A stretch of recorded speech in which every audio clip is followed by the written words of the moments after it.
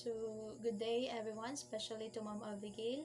My name is Michelle Rubin, a first year BS in Agriculture student. So, I made this video in compliance of the requirements in the course ITIC 11. So, I'm from class G368. So, let's proceed. I choose the topic agricultural issue.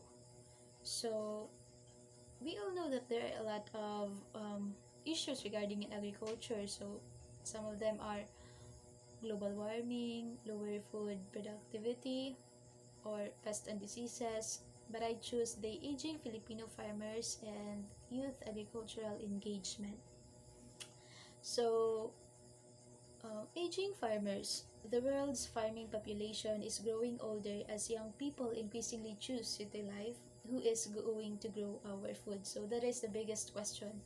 So kinsa man ang munanong para sa mga pagkaon sa mga bagong generation. So now the sons and daughters of farmers do not want to continue farming like their parents are doing. They even prefer to go to a city and earn a degree to have a completely different career and abandon farming. Some even look for a minimum earning, a job in an urban setting to get out from agriculture. Their parents' farmers are left in rural places to continue farming. These farmers are now weaker due to old age. So, old age greatly affected their productivity. So, there are a lot of mga anak sa farmers, sa mga Filipino farmers, like they tend to choose another career or another path because they already witness how hard it is. So, mingon na sa ilang kalugaringon nga, I will choose another path. Dili na ako maging ani because I witness how hard it is. Murag nakita na ako sa akong mga ginikanan kung gaano ka murag kalisod ang farming. So, there are a lot of reasons why their sons and daughters don't want to do farming. So, dagan kaayo nga rason.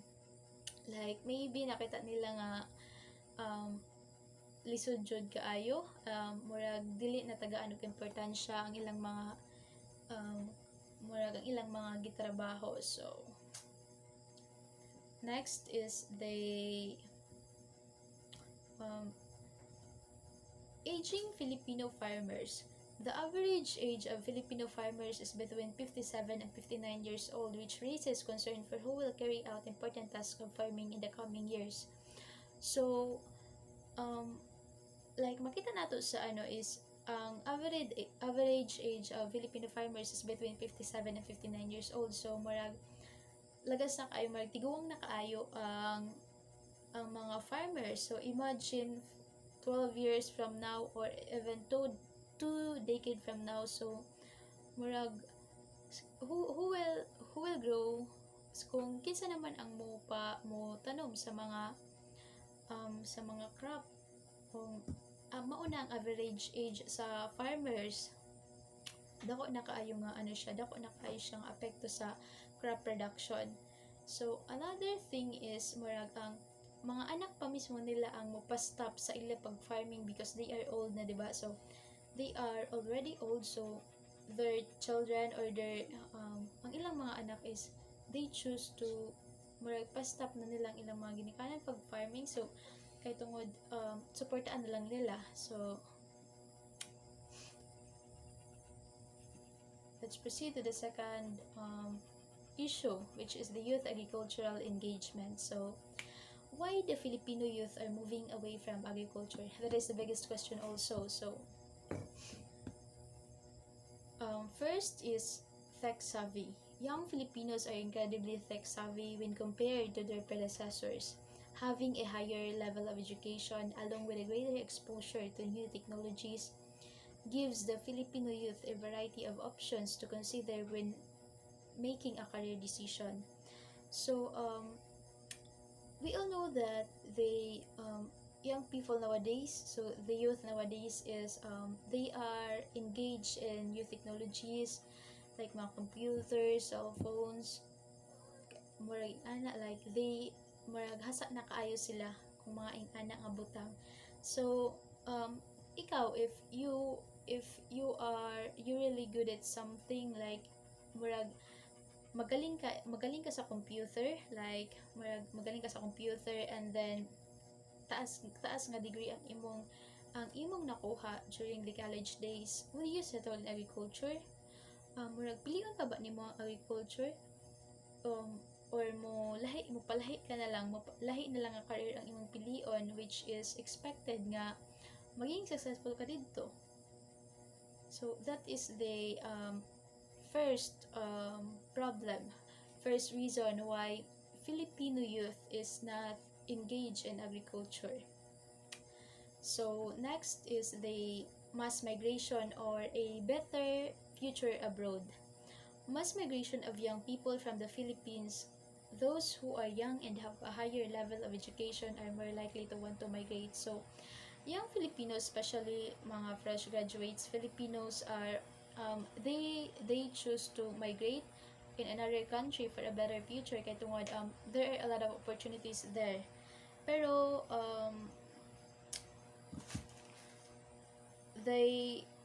another problem with youth Filipinos migrating is that they have been found to be concentrated in low skilled and vulnerable occupations regardless of their high educational background. So ang pinaka problema about mass migration, dili siya problema good, pero ang murag usa nga is the Filipinos that are migrating, like for example ang mga Filipinos na nursing ang field na gikuha dere sa Pilipinas, and then pag-abot nila sa usa ka bansa or sa like sa United States, naay mga uban nga murag they work as a domestic helper or as a nanny. So murag nasayang ang ilang gieskwelahan diri sa Pilipinas, like nasayang ang ilang skill nga natutunan nila diri sa Pilipinas kasi wa man nila na-apply sa laing lugar. So next reason is farmers are underpaid and underappreciated.